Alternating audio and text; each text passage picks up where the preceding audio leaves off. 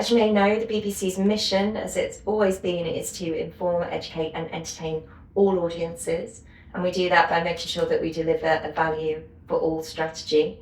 And that is making sure that all audiences in the UK get value from the licence fee. And our responsibility is to make sure that gets out to young audiences in digital spaces. So ultimately we are giving them value where they are, but also bringing them back to platform to make sure that the BBC is well loved and trusted and used by a new generation of audiences. So you can see there that when it comes to CBBS in particular, we're speaking to sort of two core audiences. We're talking to the grown-ups and we're talking to the kids themselves. So the grown-up portfolio sits across social channels. For children, we do quite a bit of activity on YouTube. CBBC, we've got YouTube, TikTok, Instagram for the older end of our demographic there. And then we're also in Roblox as well, which I'll talk about in a minute. Newsround is on YouTube and TikTok. And then Bite Size, we're in a lot of spaces too. So you saw there some Big Manny's content that's on TikTok, which does really well for us. And I think really great way to talk to the audience in a different way. And also you see there that we've launched WhatsApp for Bite Size, which has been really interesting because it is a great way to get traffic referral in a way that some of those other platforms aren't designed for you to leave. So it's a really nice way that we can get our GCSE content out to the audience who need it. And then also we will be launching an experience in Roblox for Bite Size later this year, which is really exciting. So first up, YouTube.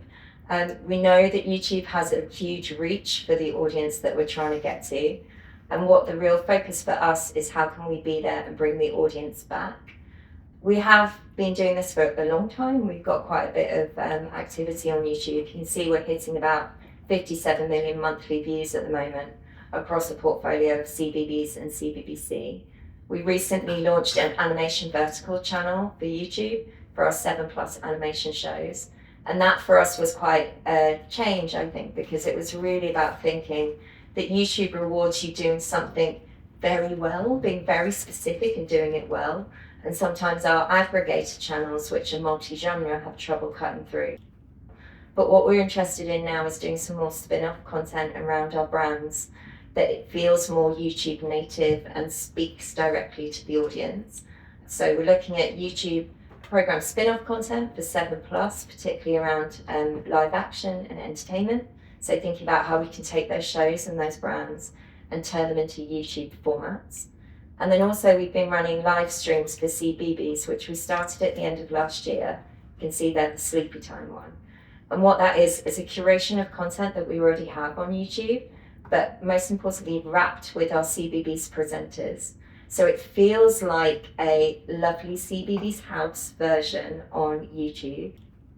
We brought Newsround into TikTok a few years ago, and it was really important for us to make sure that we were delivering that good quality, impartial news to kids where they really needed it. And that's what the research was telling us, that kids were using TikTok as a search engine. It's the most popular source of news for that age group. And what they were finding was a huge amount of misinformation and fake news. And the presenters are also a really great way for us to get that personal connection and to have personal voice on the platform.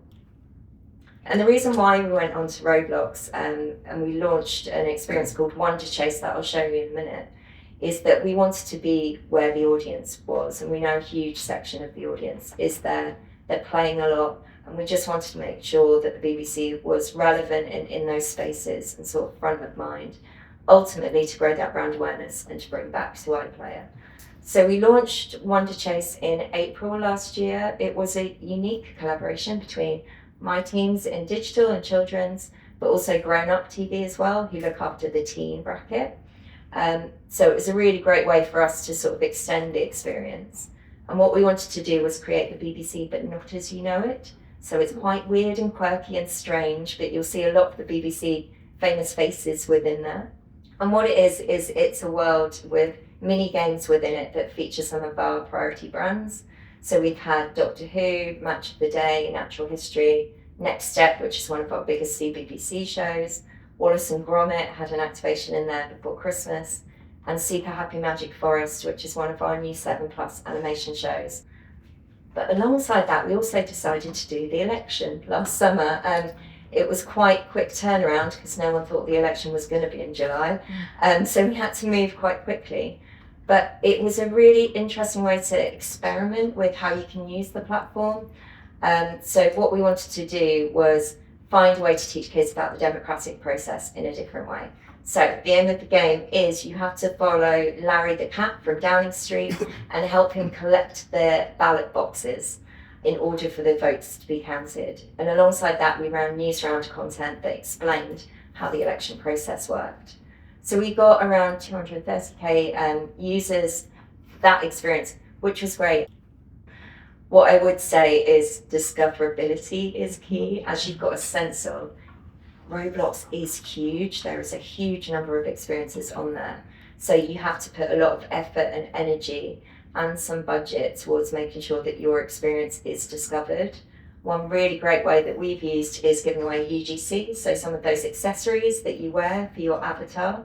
We give those away for free in our experience when you complete certain challenges. That's been a really great way to hook audiences in, and really fun and creative as well. So for Wallace and Gromit, we were able to get some of that IP stuff, so you could get the glove on your head to be feathers, and it was just really nice, and it's a really great way to extend your brand beyond your experience too. And like I say, we have got bite-sized Roblox launching later this year, and I'm really interested in that to understand how can we use Roblox as a platform to give a learning outcome as well. So keep an eye out for that one. It looks really great, and I think it will be really fun too.